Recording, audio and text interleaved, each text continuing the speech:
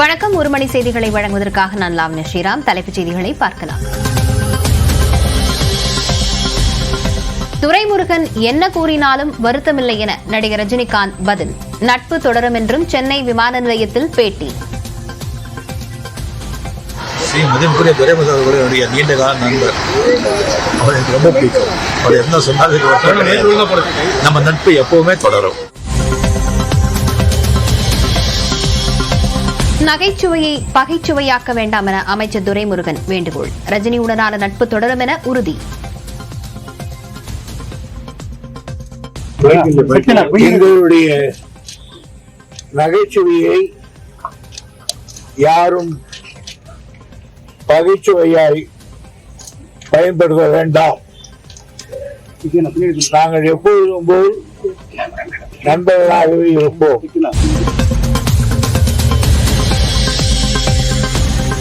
கட்சிக் கொடி அறிமுகம் செய்த நடிகர் விஜய்க்கு ரஜினிகாந்த் வாழ்த்து.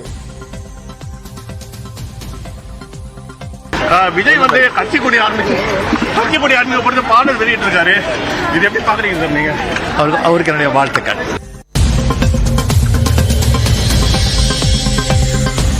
கொளத்தூர் வண்ண மீன்கள் வர்த்தக மையம் உள்ளிட்ட 6 திட்டப் பணிகளுக்கு அடிக்கல் நாட்டிய முதலமைச்சர் 5,22,00,000 ரூபாய் மதிப்பில் முடிவுற்ற 4 பணிகளையும் திறந்து வைத்தார்.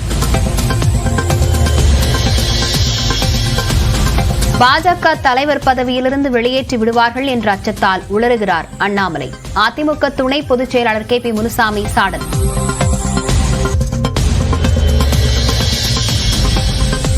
கேரள நடிகர்கள் ஜெயசூர்யா, முகேஷ் உள்ளிட்டோர் மீது நடிகை பரபரப்பு குற்றச்சாட்டு. முதல் படத்திலிருந்தே பாலியல் தொல்லை கொடுத்ததாக புகார்.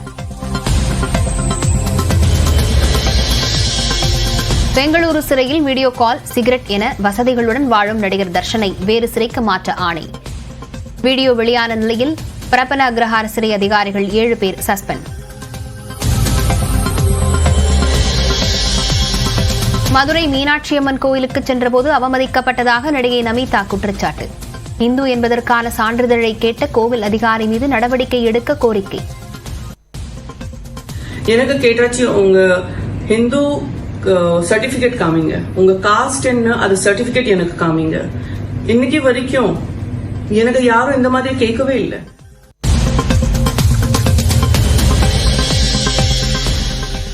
பிரபலங்களிடம் இந்துவா என கேட்பது வழக்கமான நடைமுறை. மதுரை மீனாட்சியம்மன் கோயில் தரப்பு விளக்கம்.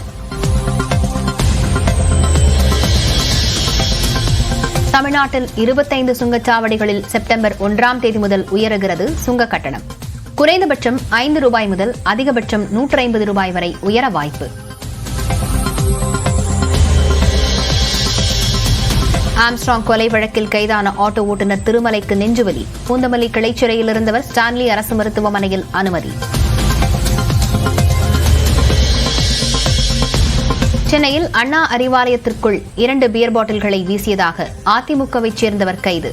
டாஸ்மாக் கடைகளால் குடும்பங்கள் சீரழிவதாக கூறி பியர் பாட்டில்களை வீசியதாக வாக்குமூலம்.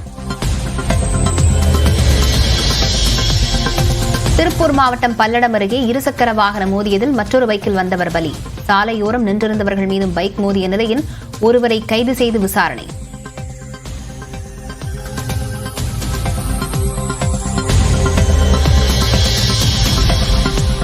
சேலம் மாவட்டம் ஆத்தூரில் ஆளில்லாத கடையில் 85,000 ரூபாய் திருடிய சிறுவர்கள். சிசிடிவி காட்சிகளை வைத்து தேடி வரும் காவலர்கள்.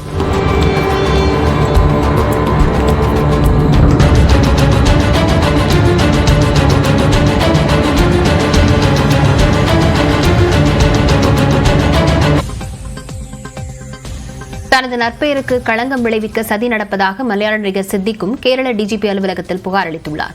அதில் தன் மீது பாலியல் குற்றம் சாட்டிய நடிகை இதற்கு முன்பும் இதேபோல் ஒரு புகாரை 2019 மற்றும் 2021 ஆண்டுகளில் முன்வைத்ததாக குறிப்பிட்டுள்ளார். அப்போது அவரை வன்கொடுமை செய்ததாக எந்த குற்றச்சாட்டையும் கூறாத நடிகை இப்போதுள்ள சூழலை தனது சாதகமாக்கிக் கொள்ள முயல்வதாகவும் சித்திக் தெரிவித்துள்ளார். ஒரு படத்தின் முன் திரையிடலின் போதுதான் அந்த நடிகையை அவரது பெற்றோருடன் சந்தித்ததாகவும் அவர் விளக்கமளித்துள்ளார். தமிழ்நாட்டில் 25 சுங்கச்சாவடிகளில் செப்டம்பர் 1ஆம் தேதி முதல் சுங்க கட்டணம் உயர்த்தப்பட உள்ளது. தேசிய நெடுஞ்சாலைத்துறை ஆணையத்தின் கட்டுப்பாட்டில் தமிழ்நாடு முழுவதும் 67 சுங்கச்சாவடிகள் உள்ளன. இந்த சுங்கச்சாவடிகளில் ஆண்டுதோறும் ஏப்ரல் மற்றும் செப்டம்பர் மாதங்களில் பணவீக்கத்தின் அடிப்படையில் சுங்க கட்டணம் மாற்றியமைக்கப்படுகிறது. அந்த வகையில் நடப்பாண்டு ஏப்ரல் மாதம் மாற்றியமைக்க வேண்டிய சுங்க கட்டணம் மக்களவைத் தேர்தல் காரணமாக ஒத்திவைக்கப்பட்டது. இதனைத் தொடர்ந்து கடந்த ஜூன் மாதம் தமிழ்நாட்டில் உள்ள 36 சுங்கச்சாவடிகளில் 5% வரை சுங்க கட்டணம் உயர்த்தப்பட்டது. தமிழ்நாட்டில் உள்ள 25 சுங்கச்சாவடிகளில் செப்டம்பர் 1ஆம் தேதி முதல் சுங்க கட்டணம் உயர்த்தப்படவிருக்கிறது. அதன்படி குறைந்தபட்சம் ₹5 முதல் அதிகபட்சம் ₹150 வரை சுங்க கட்டணம் அதிகரிக்கும் என்று கூறப்பட்டுள்ளது.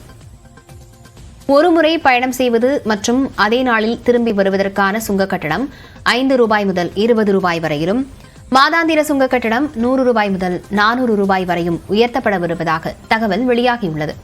குறிப்பாக விழுப்புரம் மாவட்டம் விக்கிரவாண்டி, உளுந்தூர்பேட்டை, திருச்சி, சமயபுரம், ஸ்ரீபெரும்புதூர் உள்ளிட்ட சுங்கச்சாவடிகளில் கட்டணம் அதிகரிக்கவிருப்பது குறிப்பிடத்தக்கது.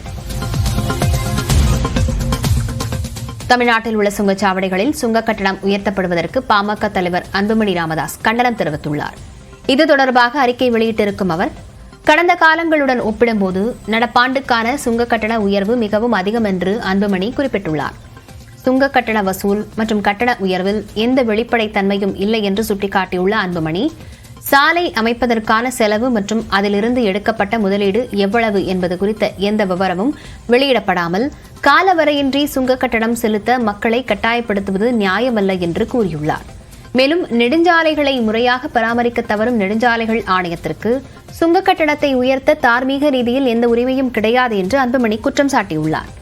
எனவே செப்டம்பர் 1 முதல் நடைமுறைப்படுத்தப்பட உள்ள சுங்க கட்டண உயர்வை மத்திய அரசு ரத்து செய்ய வேண்டும் என்று பாமக தலைவர் வலியுறுத்தியுள்ளார். பாஜக மாநில தலைவர் பதவியிலிருந்து அண்ணாமலை விரைவில் நீக்கப்படுவார் என்று அதிமுக துணை பொதுச் செயலாளர் KP முனுசாமி தெரிவித்துள்ளார். அவருக்கு பயம் வந்துவிட்டது. ஏனென்று சொன்னால், தமிழகத்தில் தான் தோன்றித்தனமாக பேசுகின்ற காரணத்தினால் இந்த தலைமை பொறுப்பு நமக்கு தொடர்ந்து இருக்காது, இருக்கின்ற வரையில் எதையாவது கருத்துக்களை சொல்லிவிட்டு செல்லலாம் என்று அவர் சொல்லிக் கொண்டிருக்கிறார்.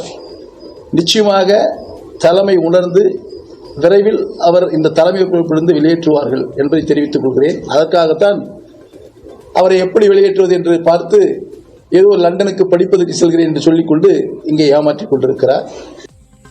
தலைவர்களுக்கு என்ன மரியாதை கொடுக்க வேண்டுமோ அதை கொடுக்க வேண்டும் என பாஜக நிர்வாகி தமிழிசை சவுந்தரராஜன் தெரிவித்துள்ளார். எதிர்க்கட்சித் தலைவர் EPS பற்றி அண்ணாமலை பேசியது குறித்து எழுப்பிய கேள்விக்கு அவர் இவ்வாறு பதிலளித்தார். அதாவது சார், அவர்களுக்கு இந்த ஒரு பாணி இருக்குது, அதை நீங்க அவர்கிட்ட கேட்டுட்டீங்கன்னா சரி. என்னை பொறுத்த மட்டில் நான் என்ன பேசினேன் அப்படின்றது வேணா சொல்லலாம். அது அவரு பாஜகவின் மாநில தலைவர், அவர்கிட்ட போய் கேட்டீங்கன்னா பரவாயில்ல. அவர்களுக்கு ஒரு பாணி இருக்கும், அது அவரோட பாணி என்று எடுத்துக்கொள்ள வேண்டியது, அவ்வளவுதான். என்னை பொறுத்த மட்டில் தலைவர்களுக்கு என்ன மரியாதை கொடுக்க வேண்டுமோ அது கொடுக்க வேண்டும் என்பது எனது கருத்து.